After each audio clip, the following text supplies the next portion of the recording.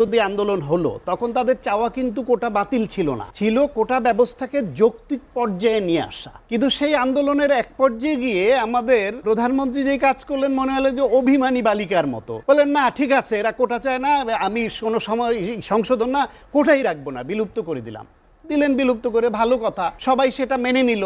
সেইটাকে করে এখন আবার সে আদালতের ঘাড়ে বন্দুক রেখে যেরকম বহু বহু কাণ্ড ঘটিয়েছে সেই রকম একটা আবার করে এখন আবার আন্দোলনের দিকে ঠেলে দিল। এই মুহূর্তে দেশের বার্নিং ইস্যু হচ্ছে ভারতের সঙ্গে অন্যায্য চুক্তি, দেশ বিক্রির চুক্তি।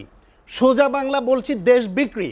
বেগম খালেদা জিয়া যখন বলছিলেন যে দেশ বিক্রি করে দিচ্ছে, আওয়ামী লীগ দেশ বিক্রি করে, এটা নিয়ে বিভিন্ন জন হাস্যরস করতেন। দেশ বিক্রি করে কিভাবে, টন কত, মন কত।